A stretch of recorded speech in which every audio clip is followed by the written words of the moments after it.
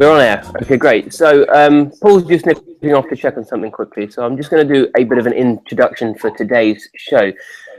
Something of a disclaimer, really. Now, junkie, I don't suffer from gas or anything like that, genuinely. And just like Paul, we've spoken about gear quite often between us. And I believe, and we both believe, that the best camera is the one that fits you, that you're most comfortable with. That could be physically comfortable with, or just the camera whose behavior and feel and sounds you know most innately. Now, I rarely have to give much thought to what it is I'm doing with my camera. It's just a second nature thing when it comes to changing settings. I've got muscle memory after 3 years of using the same camera. And I'm pleased, therefore, for example, that the new OMD EM1 Mark II is the same, and it's only a small change in terms of ergonomics.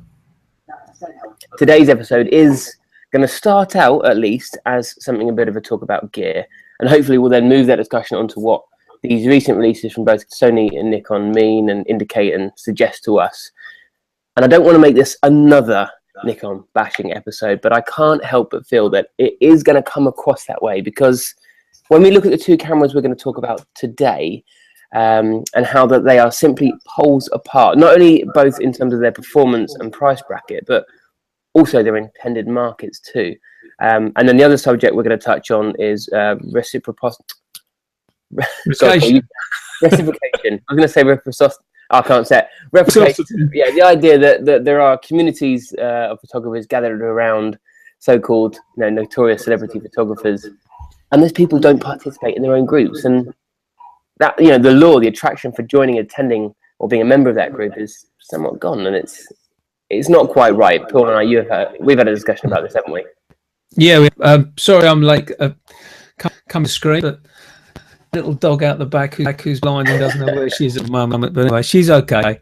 That's the live broadcast. I'll talk about it, Michael, because I wrote a blog about it recently with regards to this reciprocation and the whys and wherefores we join these communities, the advantages and everything, and the guys that aided us to join them. But we'll talk about it how lack of their input into their own communities.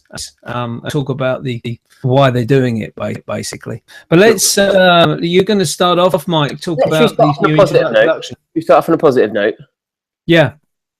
I say positive note, and then I'm going to say Sony. Now, that isn't necessarily something you'd associate with you and I, because we're not exactly fans of Sony in terms of the way they brand their A7 and now A9 series as compact, being Fuji and Olympus shooters we are. However, if you have been awake for the past 3 days, for even a minute, you will know about the new Sony A9, which is a mightily impressive camera, you've got to say, right, Paul? I'm looking at the spec of it now. It all points to being, as they're saying, a DSLR killer for the sports and nature photographers. That's right. That's right.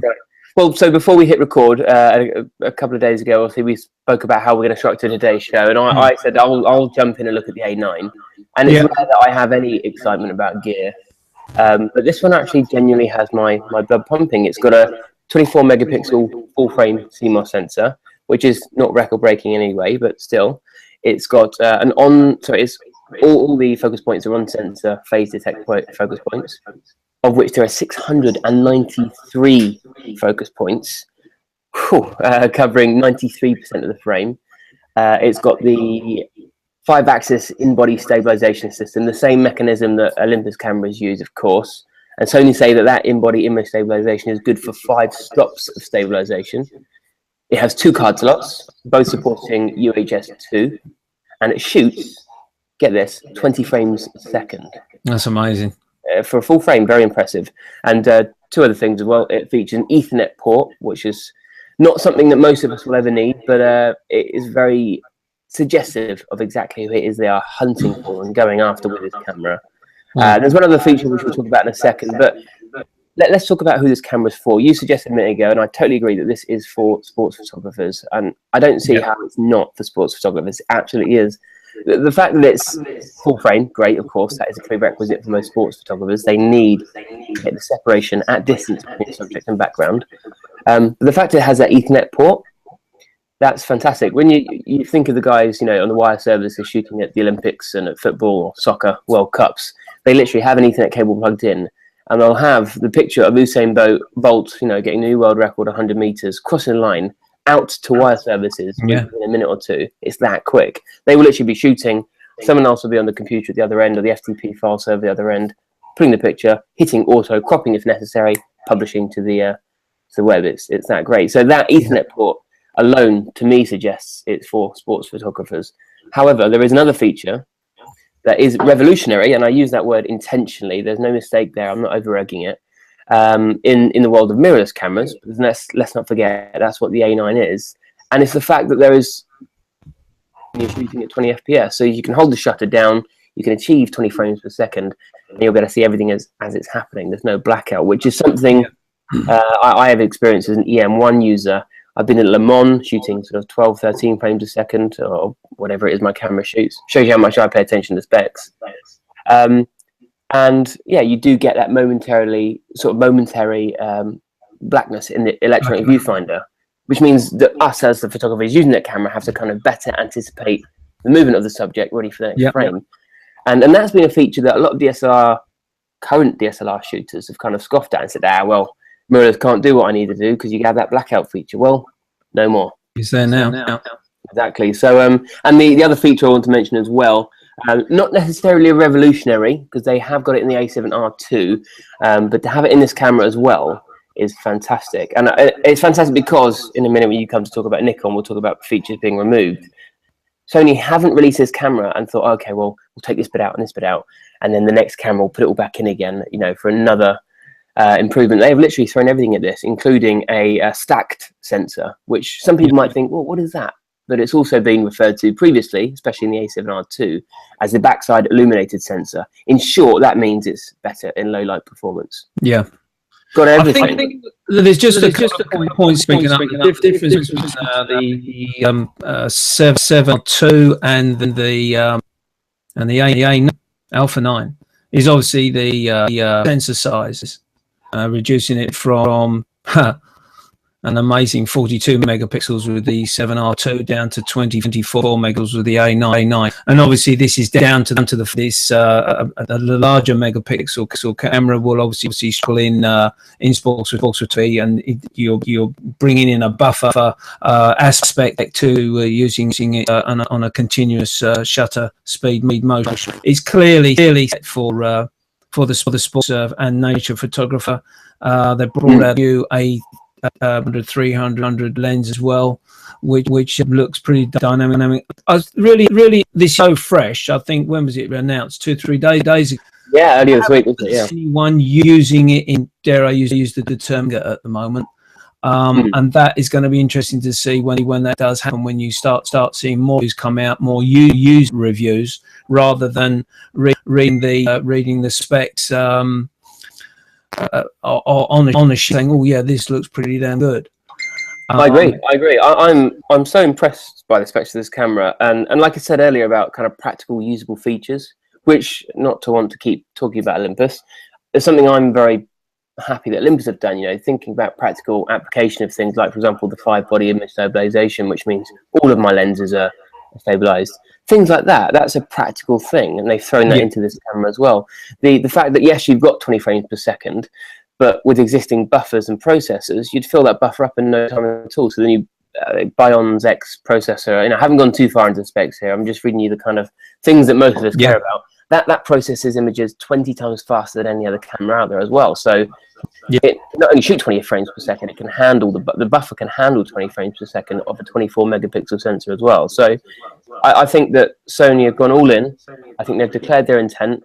And as you and I were talking about just before we hit record, I believe I'm right in saying that in the US, I'm not sure if it's true globally, but in the US, Sony outsold Nikon in terms of full frame sensors so far in 2017. So it's at the moment a Canon Sony 1-2 in terms of Canon Sony market, and Nikon really got to. They are sipping. They are, yeah. Which we'll come to Nikon in a moment, but I think for me, if Sony have managed to do that without this camera, without this Alpha 9, and to tap into a market that yet they perhaps haven't, sort of grown into, I would be even more worried if I was Nikon, because, you know, you might sort of say, oh, well, Nikon will be fine. We've got the sports market so now. Us and Canada tight in there. You know, if you look on the side of pictures at the Olympics and soccer and football, as we call it here in England, you'll mostly see white lenses. And if it's not a white lens, it's probably a Nikon. White lenses being Canon, of course. But I would anticipate in 4 or 5 or 6 years' time that if you are not already shooting with a Sony, you possibly could be, because pricing wise they're competitive. And also what I would add as well, if we continue to see the same trajectory of iterative improvements on the Alpha 9, like we saw with the Alpha 7, so you know, you had the A7, the A7R, the A7S, the A7S2, the A7R2, the A7 II, etc. I get confused. If we see an Alpha 9 II in a year, 18 months, or an Alpha 9SR2, you get my point, right? The fact is that within 18 months, Sony, I should say, could well change the whole situation again, like they've done right now with the Alpha 9, and like they did with A7 as well. So I think we've got to see some user views on it, and to see if it really does, dare I use term, step up to the plate from the reviews, reading the review from. I'm sure there'll be some YouTube articles out there producing for us to look at and to compare. But on the other hand, as we're saying, that Nikon upgrade, and I use inverted commas, the 7200 to the 500, and unbelievably changed the aspect of the camera in terms of what the 7000 series was, in my opinion, to do. It was high-end hobby camera, basically pushing it almost to the pro end, and D500s and 700 and 800 series cameras. 500 being a crop sensor, and the 7, 6, 7, 8s were full frame. Nikon have done something really, really, really strange here.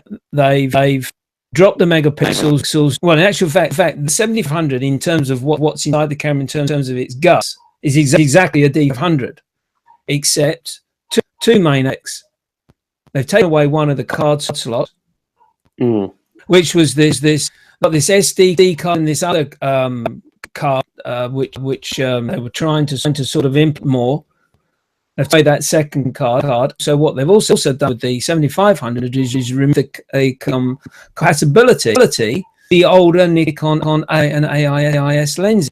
Now, there's the thing about Nikon users is the Nikon guys love their lenses. They love old lenses. It is better glass. Yeah. So to take that option away from a hobbyist, which is actually what the 7500 is geared to all, is, well, to my mind, is madness. It is just total madness. And I really think we've got a big ship here, like Nikon, struggling to keep pace and have lost the route. They've lost the map because the specs read great. It's 20 megapixels. It's in that sweet spot again, and just 3 megapixels from the 7200. It's not a great. Yeah, okay. The late photographer is going to want that 24, so they're probably the 7200 lens camera. CMOS sensor XP5, same as the 500, but the ISO range is 100 to 5100. ISO range superb. The well, we got white balance, yes. All the and bobs are there because you've got what you want. Autofocus is contrast, is detect. The same with everyone. It goes right the way through. It's got a tilting screen. It's touch screen as well, I believe. It's got all the bits there, but for them to just basically take away two major aspects of a high-end hobbyist camera, I think is just total madness. And I hope, because I am Nikon was camera I ever bought in terms of SLR camera. I just hope someone grabs hold of the team, says, listen guys, we're making some big mistakes here. We are improving certain aspects, but we're not giving our customers what they really need, because I can see people saying, right, that's it. I don't want to follow Nikon anymore. I'm going to switch out, and I'm going to look at 4/3 or a compact system, mirrorless system, be it Fuji or Sony. Well, It's very disappointing.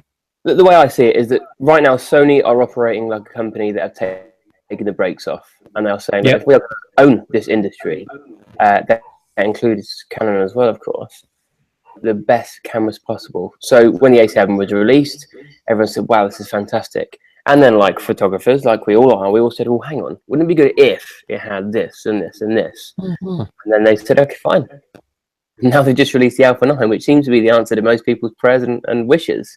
Exactly.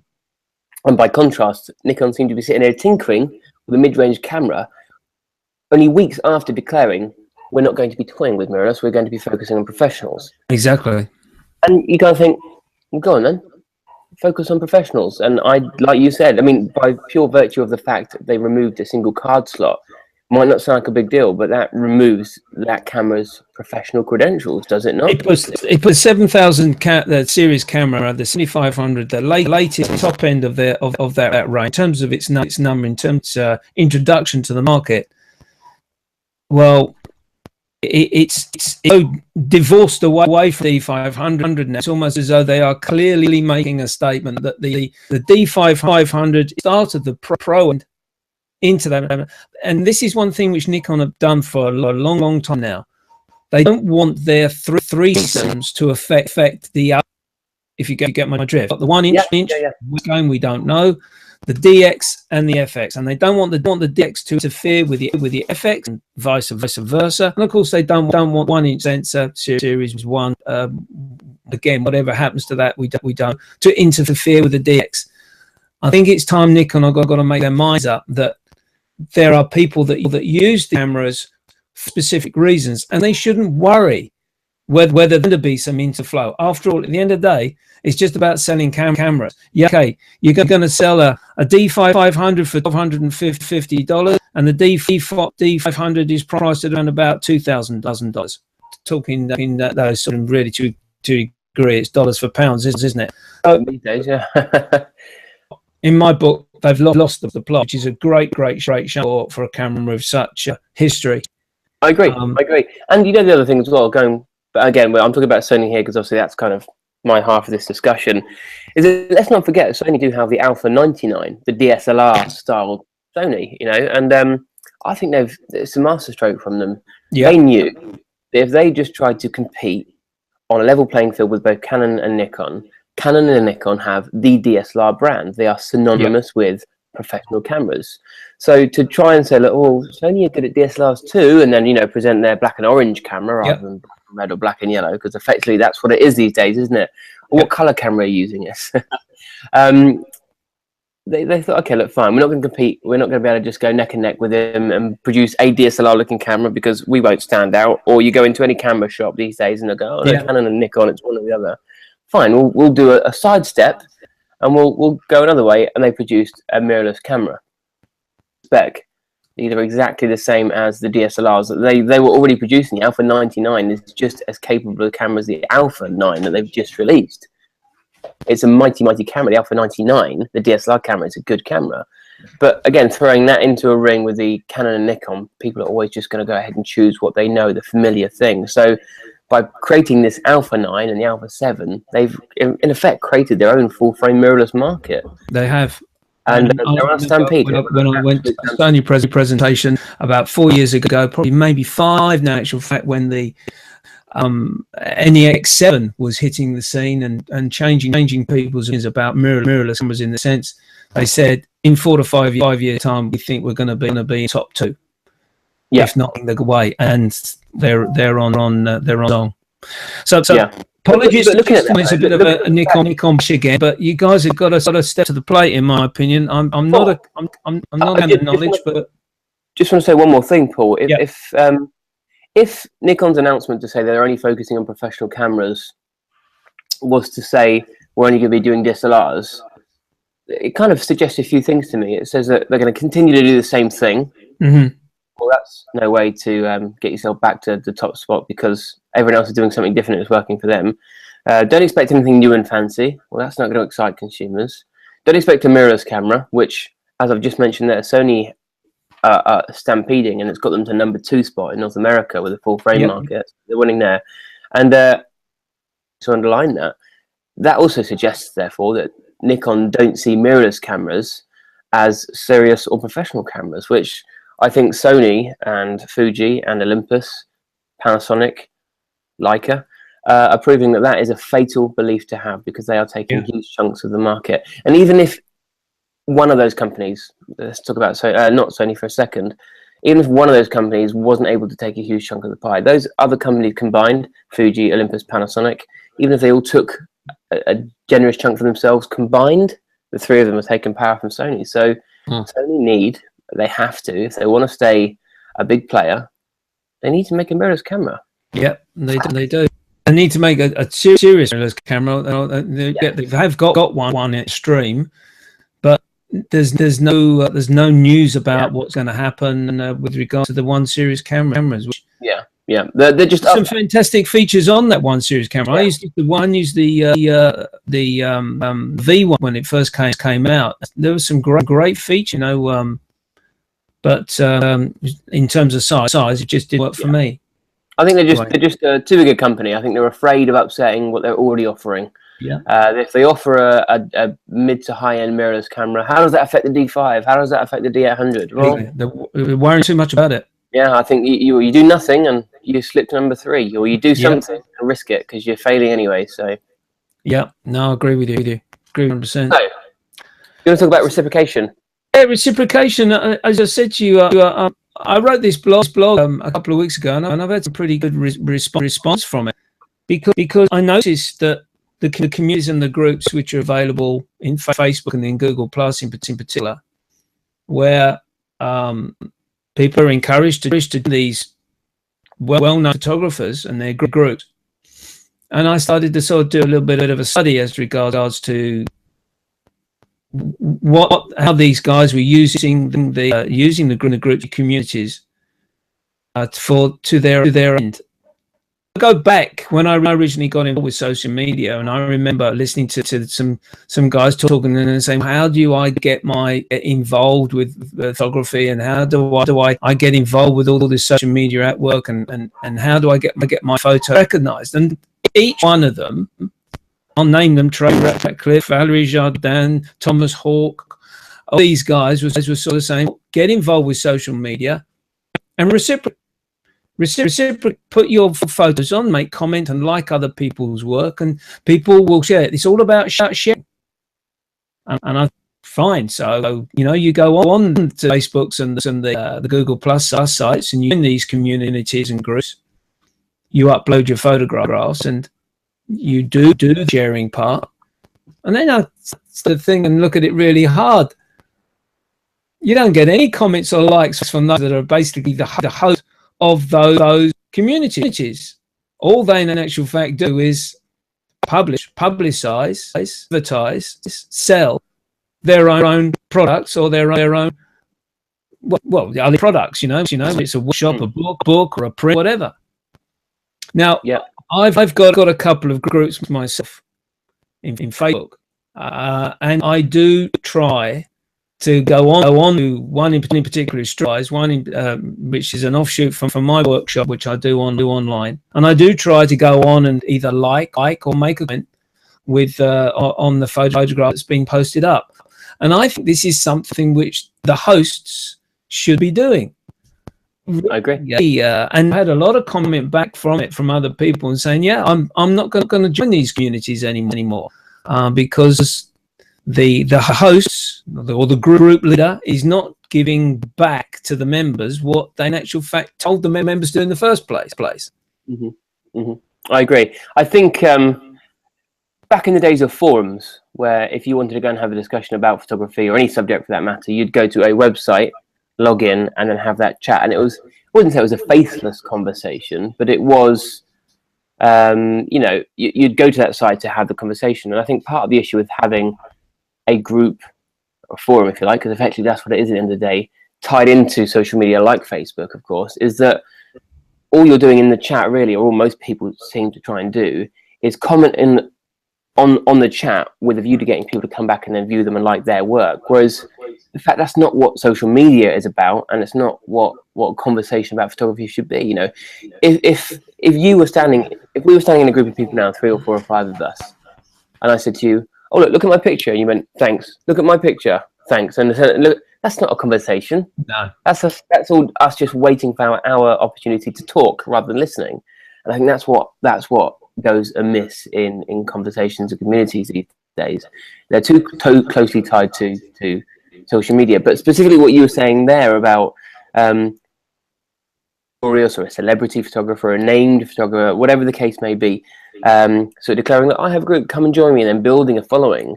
They're doing the same thing. They're not always, and this is not fair for me to say they are not, because I'm sure there are some great ones out there. In fact, I've got a couple to give. They're not building these communities with a genuine intention of saying, look, come gather around, let's talk photography. I will jump in on conversations as often as possible. And I appreciate that as a working professional photographer, and being involved in so many groups and communities and having a lot of commitments, that you can't spend 24/7 sitting on these Facebook groups. That's not where money or work is made, right? But if you're going to make these groups, participate, give value to the group, give them reason to be there. Because you and I have said before, there's a couple of groups we're a member of, and I know that when the named photographer, if I get a notification and say, oh, so and so has posted, before I even tap the notification, I already know that all that notification is going to be is them saying, oh, the new episode or the new edition or the new t-shirt or the new book or is available. Go and download it, go and buy it now. They're not actually posting to ask a question. They're not actually posting to instigate a conversation. I remember a few years ago, there were tons of groups I was a member of, and the named photographer or the group leader, whatever you want to call this person, I would see a lot of posts and I would look at the post or check the notification, and it would be that person instigating a conversation. And I used to do the exact same thing in Ready Steady Pro on a daily basis. The only posts I would do were just to say, it wasn't a, oh, look at my work or come to my website post. It was think about marketing.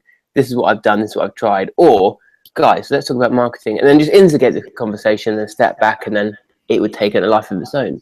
It just doesn't tend to be happening anymore. It's really disappointing. I think all these named, all these celebrity photographers are doing is building themselves a small marketing circle.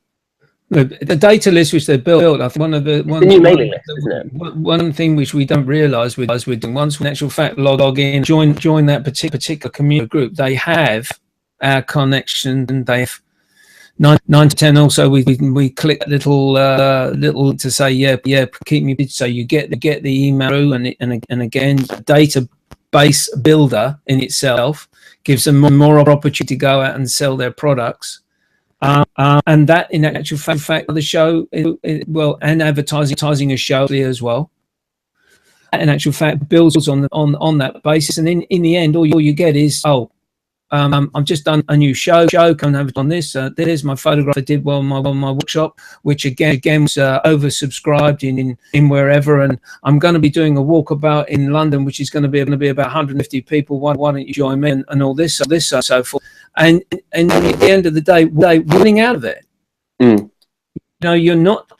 The one thing I think people realise when they join these groups, it is not a route, and not a view to improve your photography, and you to be noticed, and for you to sell your photographs.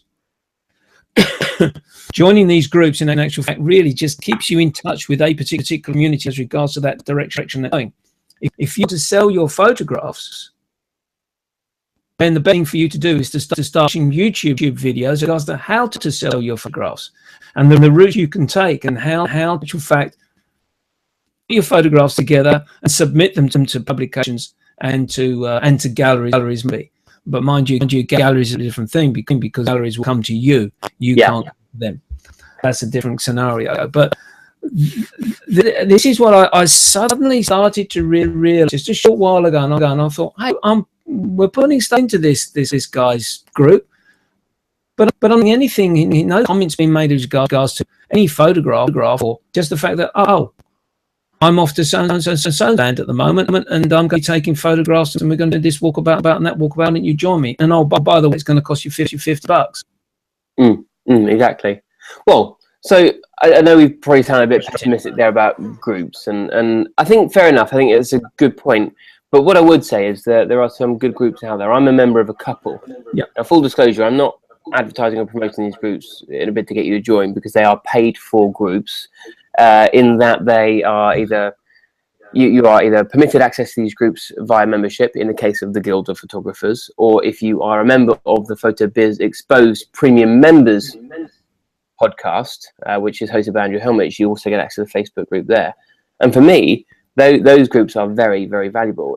For example, in the case of Andrew Helmich's Premium Members group, after every interview and every episode he does, that interviewee, that guest, then becomes a member of the group, and the conversation or the questions you have for the guest are then put into the group, which is great because, of course, rather than you as a photographer or a person wanting to know something, getting in touch in a siloed, sort of one-to-one conversation, it's now a public conversation. So rather than that guest receiving the same question 15, 20 different times in a few variations, they get one question in the Facebook group, we all dive in and we'll discuss it. Furthermore, with every additional episode Andrew does, more guests join the group. So what you actually get is guests joining in the same conversation. And it's wonderful because there's plenty of conversation going on from all skill levels, from the guys from the podcast who are giving a talk on a specific subject, on their subject matter that they're expert on, from guys asking questions about, should I format this memory card before I put it in my camera or when I put it in my camera? That sort of scale. And the answers you get are from both the community and the guests and Andrew, and it's this self-perpetuating thing. I know whenever I see a notification from the PhotoBiz Exposed premium group that it's not just Andrew trying to sell me something or let me know about the latest episode, or when it is to let me know about the latest episode, I can go and listen to it, then come back to the group and join the conversation of the episode. So there's a lot of value there. And it's the same with the Guild of Photographers as well. Because the content is all generated by the members and not just one or two or three lead people, you get questions from across the board, and then you get replies and responses and feedback from across the board. So it's this, again, self-perpetuating kind of snowball effect where the group has a lot of value. Being, the mailing list of 2017, the new mailing list, it's a totally different thing. It's a forum of old. Questions are asked, community answers. And it's a great way to... Yeah. I remember back in the day when I was a member of the Daily forum, but unfortunately you get a situation where that was spammed and later we had to close that down. From my aspect, I'm having tending now to move away from the individual hosted group or community. I'm now looking to get involved with communities that are genre specific, in other words, from street or architectural type groups, not necessarily involved with an individual that is using these groups and communities as a business, as outlet to advertise their work. Now, there's two that come to mind for me is Fujifix, which is obviously Fuji based. There are a couple of other communities I've joined, which are street photography and architectural based groups.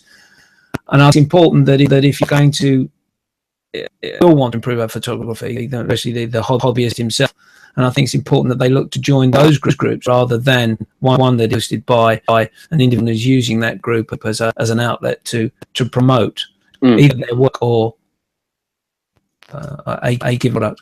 I agree. And if anyone watching follows or knows me, my website, michaelramel.com, a very popular thing to do these days is to obviously have a website, which is where your shop and your store and whatnot is, and then obviously have, like we've said, a supporting group to which you constantly advertise. And that's one of the reasons I have not... Excuse me. Sorry about that. It's live. That's what happens when you record live, eh? But that's one of the reasons I have not created a Michael Ramel group, because I don't feel the need to, or I don't want to come across necessarily as building a group around myself for me to just kind of... I think this is one of the things where we get a little bit confused about, because we obviously to develop our own interests and if possible our own business. I started Photography Live and Uncut as a business page in fact, primarily to advertise out the show. I started Street because that was an offshoot from my work, which I was doing online as well through YouTube. And it's Streetwise that I concentrate on making my comments and likes to work that is posted. photography line uncut purely is advertising line, and I don't necessarily ask anybody to come on it, and I don't ask anybody to post photographs up on there for any particular reason, for maybe a competition or anything. I just don't do this sort of thing. But yeah, it's been an interesting little study of mine over the last few weeks, and I think I'm going to do a little bit of culling. I think I'm going to have to pull out from a few of these groups and say, right, done with it. It doesn't suit me, and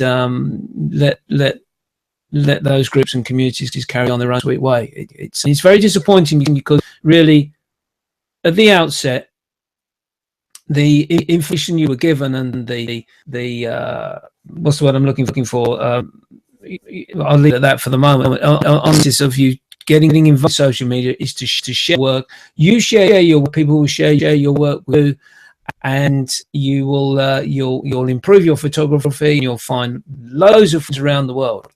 And I've seen on Google Plus and seen on Facebook, but that aspect of sharing work and reciprocation has slowly dwindled away. I would hasten to add there's one particular website which has always given me great feedback. Two sites in actual fact: 500px and lo.co. Also, when I post my photos up on there and I make comments to people, I always get reciprocation. And they, in terms of they are sites, are great communities to be part of. I agree. 500px is, I wouldn't say I disagree with you. However, that 500px doesn't sit right with me, if I'm honest with you, Paul. For two reasons. It's had a bit of an issue with botting recently. I know the point that I get 100 comments and whatnot. It's just love this, smiley, all that sort of stuff, and it's that comments of no value to me, or thanks for confirming that the picture exists, pretty much. But also, a lot of the work on 500px is so highly polished. It's so perfect, so wonderfully processed that, for me, to an extent, it's almost too perfect. I actually more with noisy, imperfect images. I really do like kind of grungy noise and imperfect composition and things like that. I am more concerned than I have ever been during my time as a photographer with subject, and I think when I look at 500px, it's very, very sterile. And I did an interview with David Duchemin, and he made a great point. He said, no one ever walks into a gallery, sees a print of the wall, and goes, "Oh, wow, noise and chromatic aberration this image is." No one ever gets tears down their face because of that. And I sometimes feel that way about 500px. Don't get me wrong, some incredible talents on there. Oh, there's some amazing work on there. I think another way I use 500px is the actual fact that you actually search through. You can search through the different genres. When you actually post your image up, you put your photograph in a particular group or